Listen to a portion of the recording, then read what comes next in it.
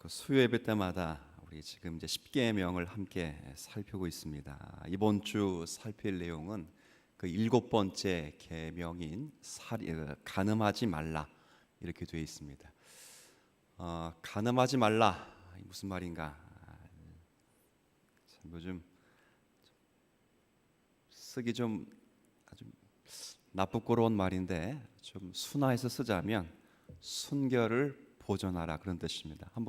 같이 한번 해볼까요? 시작. 순결을 보존하라.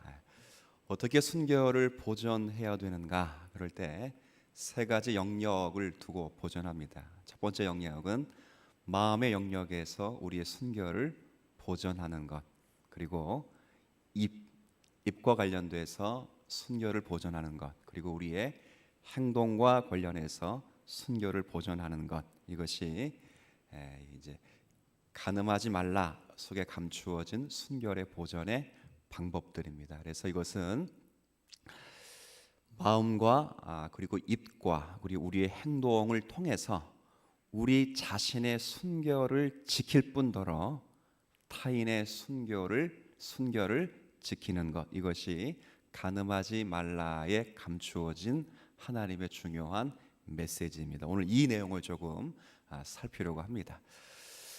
자, 하나님께서 세상을 이렇게 창조하시고 끝으로 아담과 하와를 만드신 후에 그들에게 명령들을 주십니다. 명령들. 근데 그 명령들은 그 아담과 하와가 죄를 짓기 전에 주신 명령들도 있고 또 죄를 지은 다음에 주신 명령들이 있습니다. 그러니까 예를 들면 아담과 하와가 죄를 짓고 난 후에 준 명령들을 잘 보시면 거의 대부분이 죄를 억제하기 위해서 주신 명령들입니다. 그러니까 아담과 하와가 범죄하고 타락한 이후에 주신 거의 명령들은 죄를 억제하기 위해서 주신 명령이라는 것을 잘 알 수 있습니다. 그 대표적인 제도가 국가 제도죠. 국가 제도. 그러니까 쉽게 설명하면 사실 타락 이전에, 범죄 이전에는 남의 물건을 뺏지도 않고 뺏을 필요도 없고 살인하지도 않고 살인할 마음도 없기 때문에 사실은 국가 제도가 필요 없죠. 더 쉽게 설명하면 경찰과 군인이 필요가 없죠. 사실 타락하기 이전에는 경찰과 군인이 필요하지 않습니다. 국가 제도가 들어온 것은 나라의 질서를 잡기 위해서 부득불 들어온 타락 이후에 하나님이 허락하신 제도들입니다. 그렇죠. 타락 이전에는 그런 것들이 필요가 없지요. 그리고 타락 이후에 또 하나님 주신 제도 가운데 하나는 음식의 변화입니다. 음식의 변화. 그 전까지는 다 식물을 먹고 아담과 하와가 거했는데, 그런데 이제 타락 이후에는 이 인간이 범죄함으로 그 범죄한 영향력이 어디까지 미치게 됐냐면 땅, 지면과 하늘과 바다와 물까지 미치게 되어서 이 땅에 엉겅퀴가 자라게 되는 역사가 됩니다. 그래서 먹을 것이 많지 않죠. 수고한 대로 땀을 흘려서 먹어야 되는데 사실 수고만 한다고 되는 문제가 아니기 때문에 이 땅이 함께 저주를 받아서 엉겅퀴를 내기 때문에 먹을 것이 부족해서 동물을 잡아먹을 수밖에 없는 그런 제도들이 연거푸 다 주어집니다. 그러니까 여하튼 이런 제도들은 결국 죄를 억제하기 위한 제도고 타락 이후에 인간의 질서와 생존을 위해 허락한 하나님의 제도들입니다. 근데 제가 이런 제도를 말씀드리려고 하는 건 아니고 사실 오늘은 아담과 하와가 타락하기 이전에 주신 아주 고유한 제도라 하는 것이 하나 있습니다. 무슨 제도냐면 결혼이라는 거예요. 결혼. 그러니까 오늘 간음과 순결을 이야기해야 되기 때문에 결혼 제도부터 소급해서 올라가야 됩니다. 결혼 제도라는 제도입니다. 그리고 결혼을 사회적으로, 문화적으로, 문법적으로 이렇게 정의를 내릴 때 뭐라고 정의를 내릴 수 있을까? 그럴 때 우리는 성경을 가지고 있는 사람들이기 때문에 만약에 초신자들이 아니면 믿지 않는 사람들이 권사님, 집사님, 장로님 결혼이 뭐예요? 라고 물어보면 여러분 뭐라고 답을 하시겠습니까? 결혼이 뭘까요? 결혼. 한 번도 생각 안 해봤죠? 결혼. 자, 답을 하실 수 있는 분이 제가 알기로는 없을 것 같다 생각합니다. 당연히 없죠. 생각을 안 해봤기 때문에. 근데 성경에는 분명히 나왔습니다. 결혼의 정의가. 제가 읽어드릴 텐데 읽어드리면 여러분 다 아하라고 그거 다 하는 겁니다. 다. 그러니까 성경에 말하는 결혼의 정의는 창세기 2장 9절을 제가 읽어드릴게요. 창세기 2장 24절. 자, 제가 읽습니다. 남자가 부모를 떠나 그의 아내와 합하여 둘이 한 몸을 이룰지로다. 이게 뭐라고요? 결혼. 자, 결혼의 정의가 뭐라고? 다시 한번 시작. 예, 뭐 다 잊어먹어도 둘이, 그렇죠. 둘이 뭐가 된다고요? 예, 우리 옛날에 그런 말 있어요. 여러분 그 부모와 자녀들은 몇 천이죠? 천수로 2천, 그렇죠. 2천 맞죠? 그러니까 부모와 자녀는 1천, 1천. 죄송합니다. 제가 촌수를 까죠. 부모와 자녀는 1천이죠. 그 부모의 형제끼리 몇 천이에요? 2천. 그러면 아버지의 형제는 몇 천이에요? 그렇죠. 그러면 아버지의 자녀들의 4천. 그러면 부부는 몇 천? 예. 그 유명한 찬성어 있잖아요. 님이라는 글자에 점 하나를 찌르면 남이 되고, 남이라는 글자에 님 하나를 점 하나를 빼면 님이 되는 뭐 유명한 찬송가가 하나 있는데 그거 모르셔도 됩니다. 그만큼 이건 둘이 한 몸이 된다고 하는 결혼입니다. 그러니까 남자가 부모를 떠나서 아내와 합하여 둘이 한 몸이 될지니라. 이게 뭐에 대한 정의라고요? 결혼에 대한 정의입니다. 결혼. 그러니까 사회학적으로 문학적으로 뭐 수없이 많은 정의가 있는데 성경은 아예 결혼의 정의를 딱 한마디로 이렇게 묘약을 하고 있습니다. 결혼은 그래서 둘이 하나가 되는 것입니다. 남자와 여자를 짝져 주시고 서로를 돌보며 살라고 주신 제도가 결혼 제도였습니다. 이것은 하나님이 가장 아름답게 보신 제도이기 때문에 타락 전에 주신 제도다, 아니면 타락 후에 주신 제도다. 전에 주신 제도다 이거 말이에요. 그러니까 원래 창조 질서 가운데 하나님이 아담과 하와가 타락하기 이전에 하나님이 가장 아름다운 제도로 허락하신 제도가 부부 제도라 그 말이에요. 이 부부 제도는 지금도 마찬가지예요. 보편적으로 지금 살아가는 제도 속에서도 가장 기초적인 제도로 남아 있습니다. 우리가 결혼을 해야 사람이 안정이 될 수 있고, 그렇죠. 생활적으로 안정되고 정신적으로도 안정되고, 또 결혼을 통해서 성적인 범죄로부터도 자유함을 얻을 수 있죠. 그래서 고린도서에 보면 사도 바울이 뭐라고 말하냐면 이 성욕을 참지 못하는 자는 뭐라고 되어 있어요?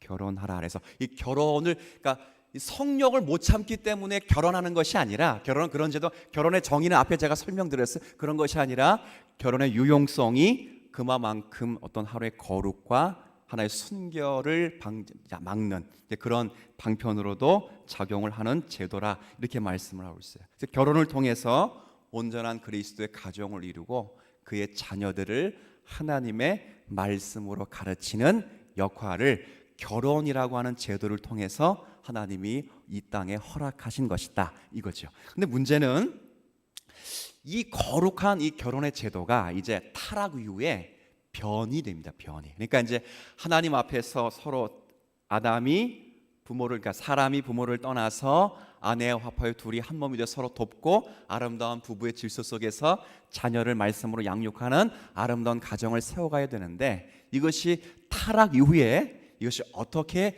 변이가 되냐면, 자 이제 성경 하나 확인해 볼게요. 창세기 6장을 한번 가보죠.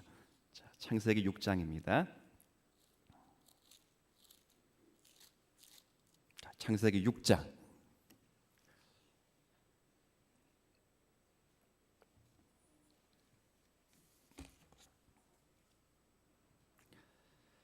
자, 창세기 6장 1절 2절 말씀. 자, 한번 제가 읽어 드릴게요. 창세기 6장 1절 2절. 사람이 땅 위에 번성하기 시작할 때에 그들에게서 딸들이 나니. 이건 이제 쉽게 설명하면 불신자들이라 이렇게 그냥 일단 읽어주세요. 설명을 복잡하게 하지 않고 그냥 불신자들이 있는데 2절 한번 같이 읽죠. 시작.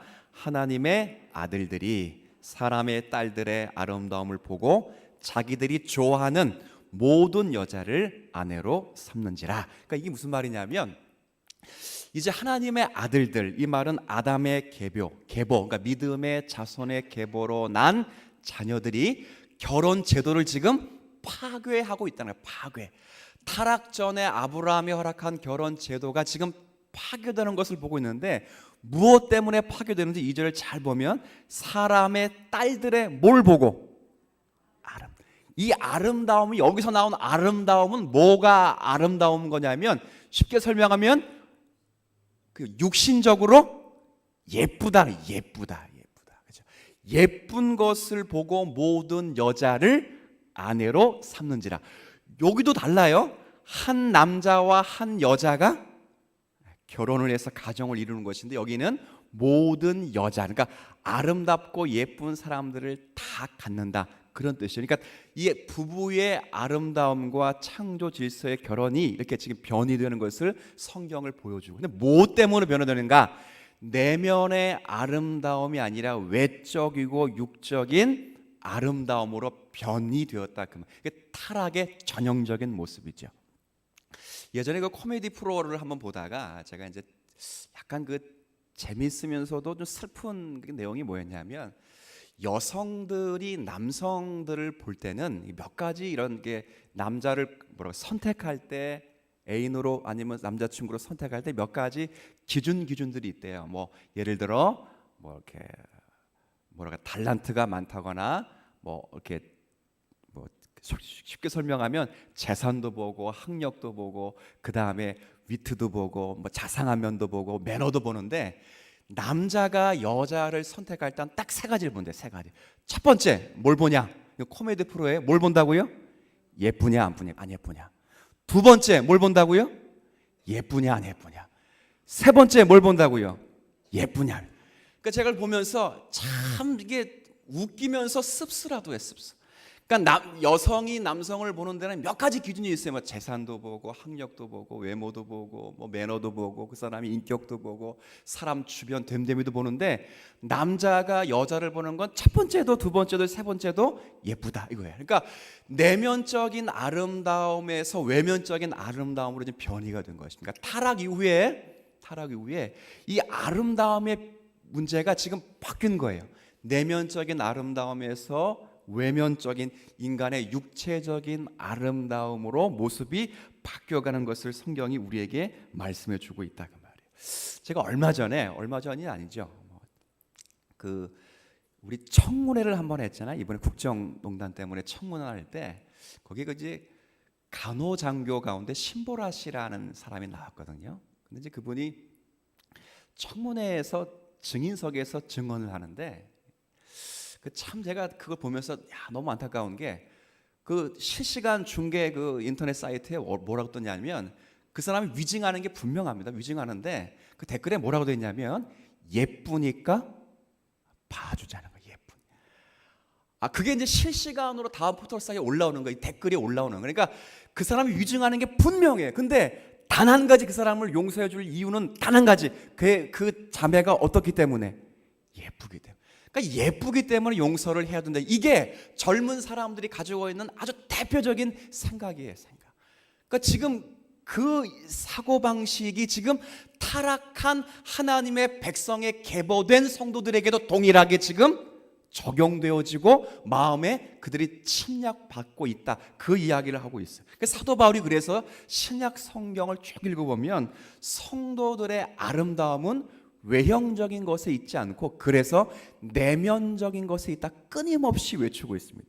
한번 디모데전서 말씀 한번 좀 확인해 볼까요? 디모데전서 2장을 한번 좀 가보세요. 디모데전서 2장을 한번 좀 확인해 보겠습니다. 신약 성경 338쪽 한번 보세요. 디모데전서 신약 성경 338쪽 2장 9절 10절. 자, 2장 9절 10절 자, 제가 한번 읽어드릴게요. 이와 같이 여자들도 단정하게 옷을 입으며 소박함과 정절로서, 정숙, 적당 이런 뜻이에요. 정절로서 자기를 단장하고 따은 머리와 금이나 진주나 값진 옷으로 하지 말고, 그러니까 여기에 아름다움이 있지 않다 그 말입니다. 아름다움은 어디에 있는지 한번 10절 한번 같이 읽습니다. 오직 선행으로 하기를 원하노라.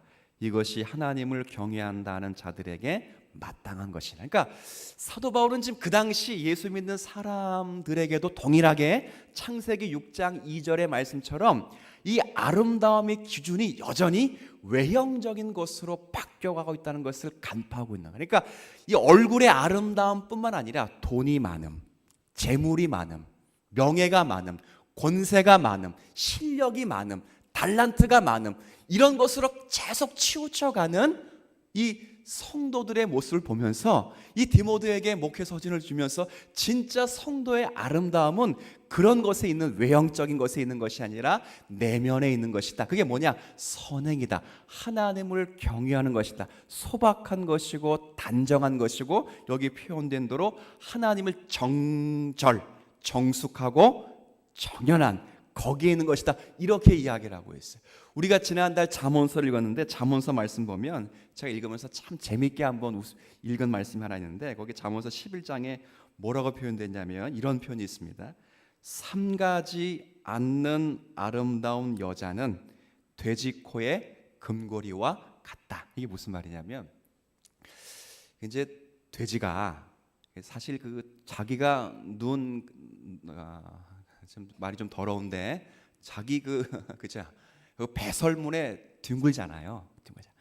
근데 그 돼지를 아름답게 꾸미기 위해서 돼지 코에 금고리를 하나 달았다고 해서 돼지가 아름답지가 않듯이, 아무리 사람이 자신들이 외모를 꾸미고 아름답게 치장할지라도 사람의 내면이 하나님을 경외함과 단정함과 정숙함이 없으면 아무리 꾸며도 진흙탕에 뒤둥그는 그 돼지코에 걸린 코골이와 똑같다 그 말이에요. 그러니까 사람의 진정한 아름다움은 외모에 있지 않고 어디에 있다는 것입니까?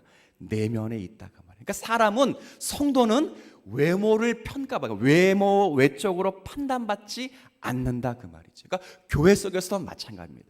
한 성도를 평가할 때도 저 사람의 얼굴이 예쁘냐 못생겼느냐 이거 기준이 아니에요. 그러니까 이것만 기준이 안 되는 것이 아니라 저 사람이 재산이 어느 정도인가, 저 사람이 어느 대학을 나왔고 어느 정도 신분을 가지고 있는가, 이것에 있지 않다 그 말입니다.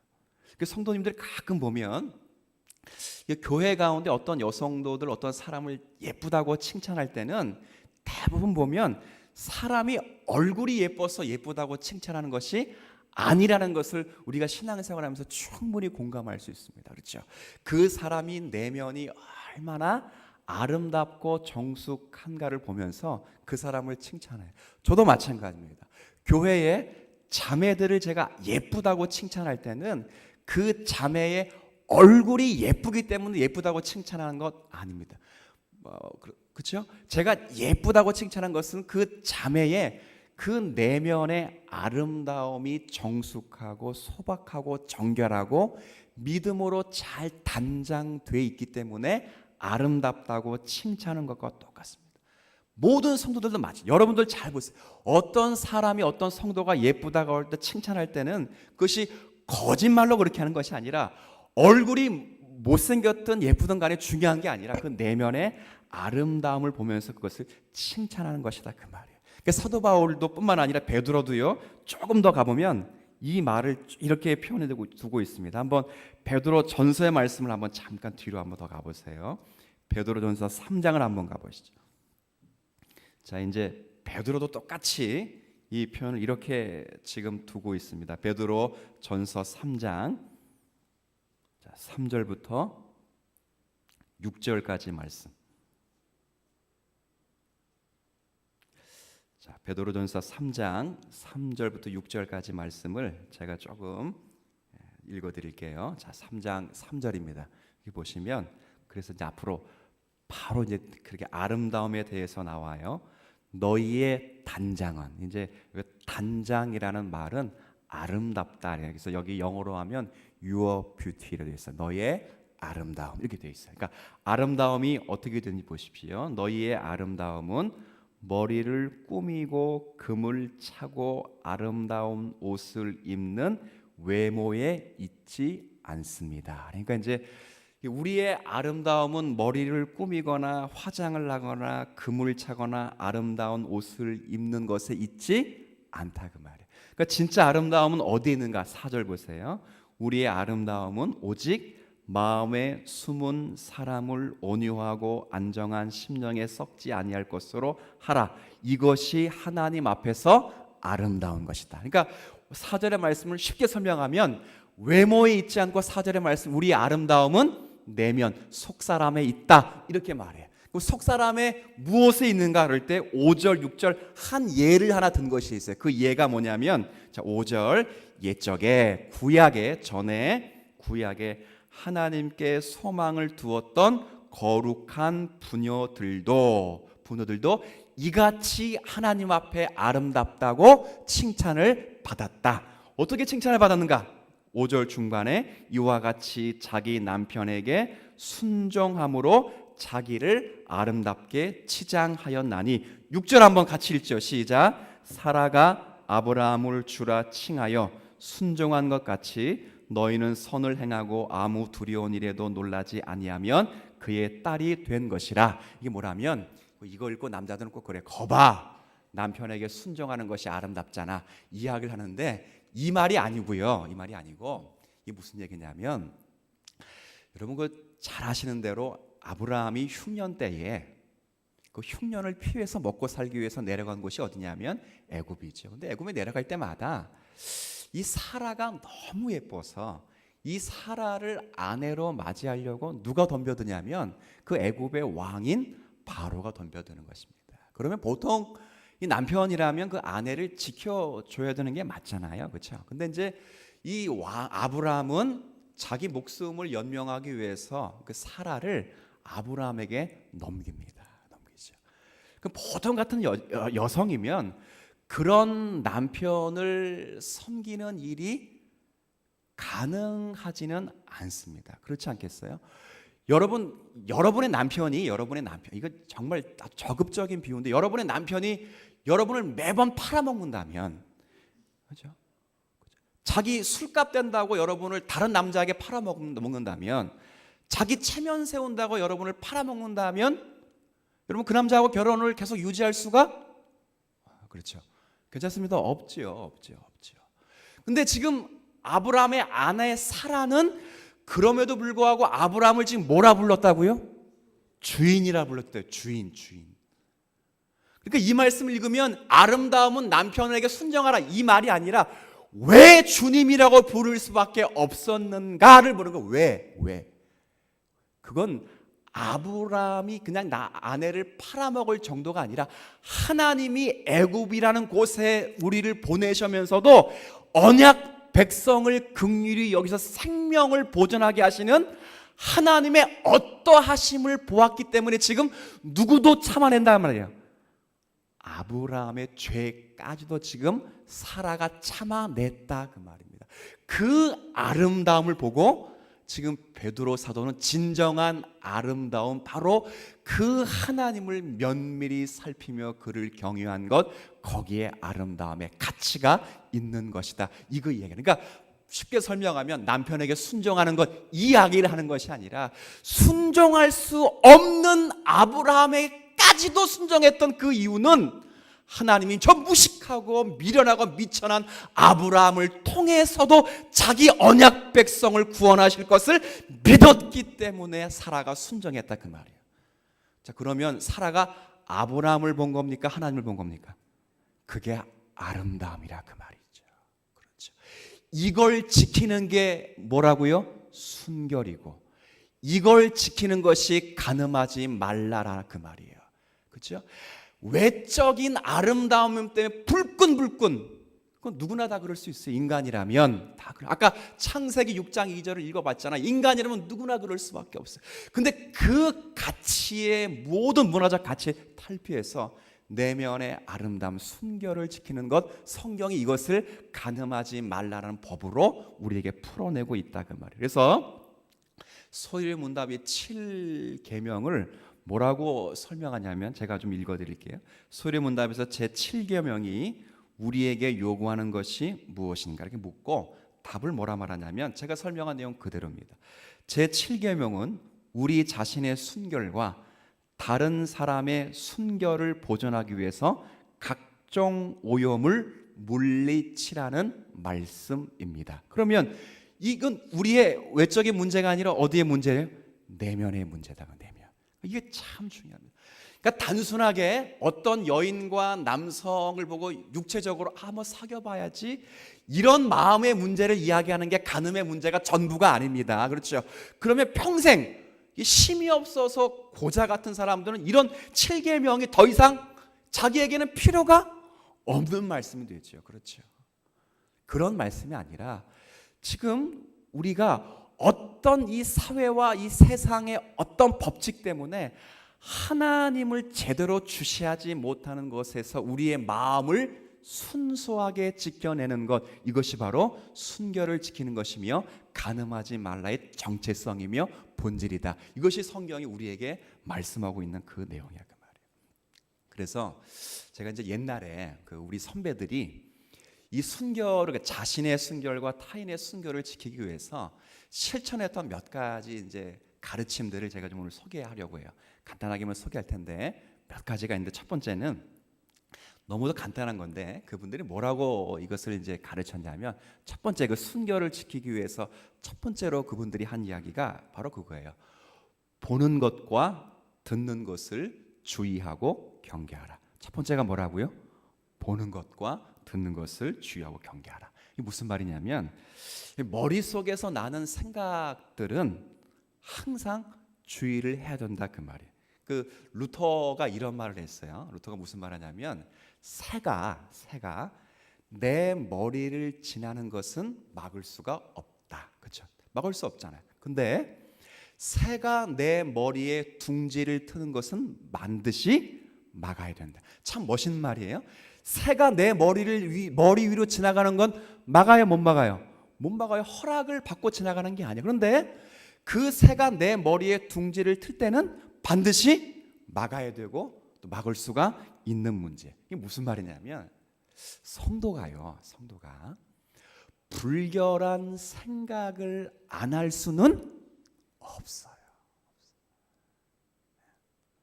여러분, 제가 이제 표정이 잘 이렇게 웃고 여러분도 전혀 죄 안 짓는 것처럼 이렇게 스마일하게 말씀을 들으시지만, 사실은 성도일지라도 이 머릿속에 불결한 생각이 안 들 수는 없어요.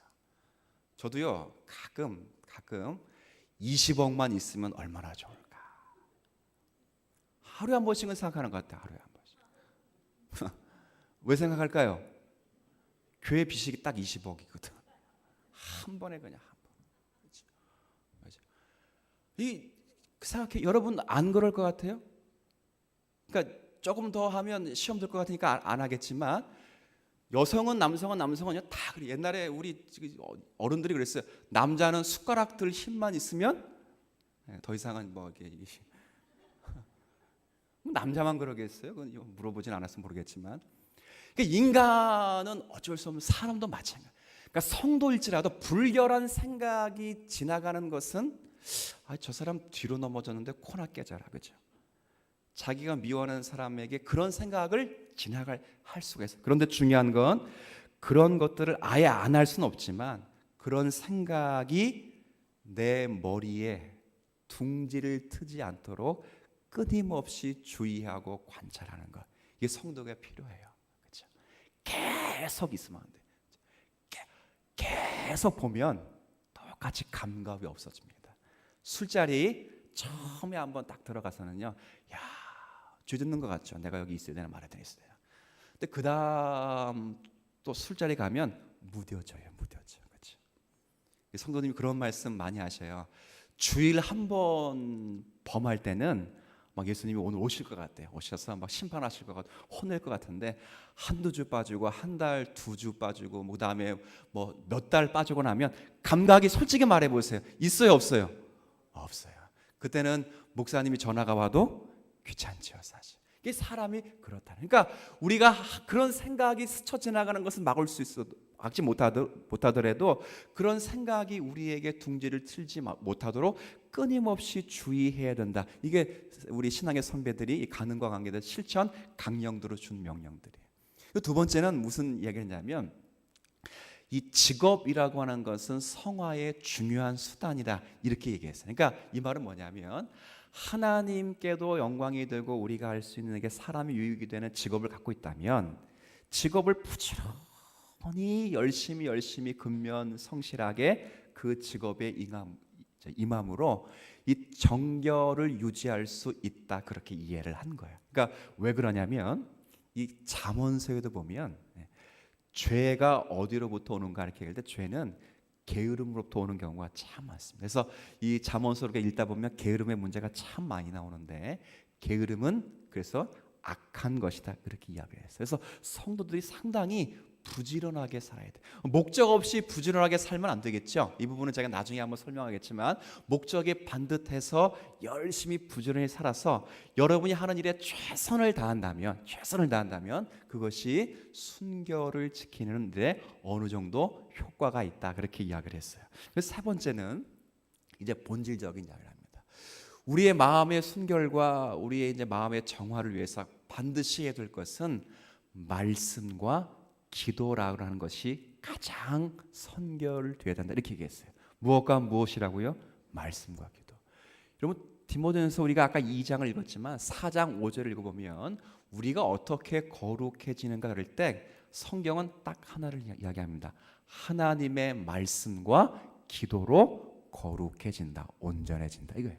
그러니까 우리가 어떻게 순결을 유지할 수 있는가, 거룩해질 수 있는가 이건 다른 것이 아니라 하나님의 말씀을 부지런히 읽고 그 말씀을 부지런히 듣고 묵상하고 연구할 때 하나님의 말씀이 성령의 역사를 통해서 여러분의 심령을 강권적으로 때리면 그 말씀에 붙잡혀서 여러분이 하나님의 사람으로 변화될 뿐 아니라 하나님의 말씀 붙잡고 순결을 유지할 줄로 믿습니다.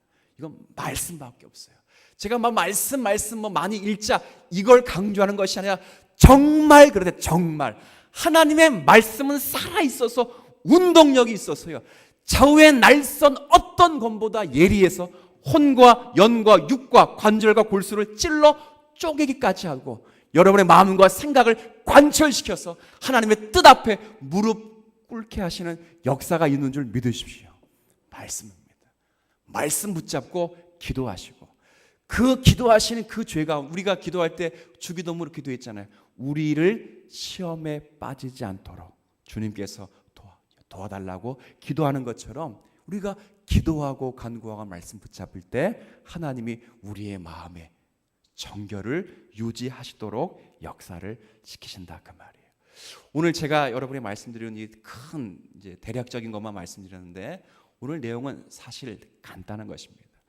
이 간음하지 말라의 본질적인 이야기는 순결을 지키라는 거예요. 그러니까 순결은 자신의 순결과 타인의 순결을 다 이야기하지만 근데 더 정밀한 것은 내면의 아름다움을 추구하며 살 것을 성도에게 말씀하는 것입니다. 이 땅에 교회가 수없이 많이 이렇게 성장해 있고 또 교회 속의 성도들이 신앙생활하면서 많이 간과되는 것이 내면의 아름다움이 많이 간과됩니다. 그런데 그 내면의 아름다움이 간과되면 우리는 자동적으로 우리의 아름다움이 내면에서 외형적인 것으로 치우쳐갈 밖에 없기 때문에 그 외형적인 것으로는 우리가 그리스도의 아름다움을 추구할 수가 없는 거예요. 그래서 이 사도 바울과 베드로가 우리의 아름다움이 어디에 있는가? 하나님 앞에 있다는 것을 끊임없이 이야기하기에 오늘 여러분이 이 말씀을 곰곰이 생각하시면서 내가 내 내면의 아름다움을 지키고 그 순결을 보존하기 위해서 내가 지금 무엇에 급선무적으로 마음을 쓰고 있는가? 정말 말씀의 사람이 되기 위해서 말씀을 묵상하며 그 말씀 붙잡고 있는가? 기도의 사람으로 기도를 하고 있는가? 정말 근신하며 부지런히 이 땅 가운데 살고 있는가? 먹는 것 마시는 것 절제하면서 주의하며 경계하고 있는가를 잘 생각하셔서 우리의 신앙을 하나님 앞에 잘 더 경주하기를 기뻐하는 오늘의 이 말씀 되시기를 주님의 이름으로 부탁을 드리겠습니다. 하나님 아버지, 은혜를 인하여 감사합니다. 제 7계명을 함께 살피면서 우리가 거룩히 순교를 유지해야 될 하나님의 백성들임을 확인해 보았습니다. 이 순교를 유지하기 위하여 우리가 우리의 아름다움이 외형적인 것에 있지 않고 내면의 아름다움이 있음을 기억하게 하여 주옵시고, 이 내면의 아름다움은 우리가 만든 것이 아닌 예수 그리스도를 통하여 만드신 그리스도의 존귀함임을 깨닫고 그분의 약속과 그분의 말씀을 의지하여 주님 붙잡는 하나님의 성도로 살아가는 이 땅의 주의 백성들 되도록 은혜를 더하여 주옵소서. 우리의 내면의 아름다움을 추구하기 위하여 지금 내가 무엇을 하고 있는가 잘 자신들을 살피며 살게 하여 주옵소서. 특별히 가정을 주의 말씀으로 섬기고 있는가, 우리의 심령이 말씀과 기도로 주님을 가까이 하고 있는가, 정말 근신하며 부지런히 목적을 따라 살아가고 있는가, 보고 듣는 것을 주의하며 경계하며 살고 있는가, 기도하며 성령의 도우심과 간구하심을 구하고 있는가, 우리 자신이 잘 살피게 하여 주옵시고 우리의 마음을 헤아려 하나님의 뜻에 다시 한번 저희들이 또 다가가도록 은혜를 더하여 주옵소서. 하나님, 이제 또 남은 3일 동안도 주의 말씀을 따라 살기를 소원할 때 모든 종들을 위로하시고 하나님의 뜻 앞에서 존귀하게 살아갈 수 있도록 우리 모두를 주의 사랑으로 품어 주옵소서. 예수님의 이름으로 기도 올리옵나이다.